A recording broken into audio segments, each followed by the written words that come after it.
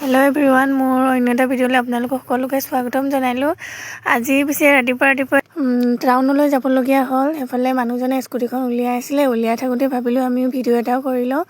তাৰপাছত মানুহজনে ক'লে কি তোমালোকে অকণমান আগবাঢ়ি কৰি লোৱা, তেতিয়ালৈকে মই স্কুটিখন উলিয়াই লওঁ। তাৰপাছত গাঁৱৰে মানুহ এঘৰত সোমাব লগা আছিলে, সোমাই ল'লোঁ। তেতিয়ালৈকে মানুহজনে দোকানত সোমাই ল'লে। তাৰপাছত এইফালে আহি আমিও আহি পালোঁহি টাউন।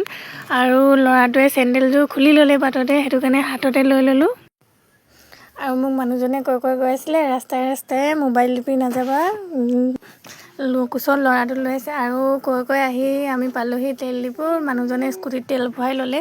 তেল ভৰাই হোৱাৰ পাছত লাহেকৈ আমি আহি পালোঁহি কোৰ্টৰ সন্মুখত। দেখিছেনে বাৰু কোৰ্টৰ ৰাস্তাটো ইমান ধুনীয়া কৰি পেলালে, ইমান দেখিবলৈ ধুনীয়া লাগিছে নহয়নে বাৰু? একদম গুৱাহাটীৰ ৰাস্তাৰ নিচিনা লাগিছে।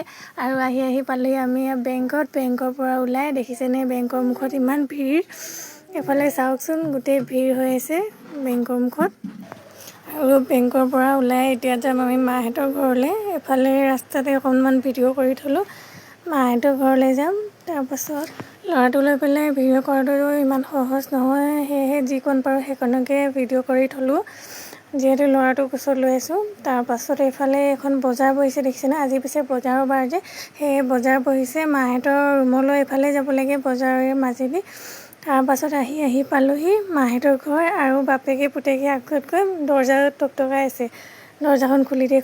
তাৰপাছত দৰ্জাখন খুলিয়েই দেখিলোঁ, এয়া দেখিছেনে গোটেই কাগজ পত্ৰ কৰি ভণ্টিহঁতে কাগজ বিচাৰি আছে, যিহেতু ভণ্টিৰ বাৰ্থ চাৰ্টিফিকেটখন বিচাৰি নাই পোৱা।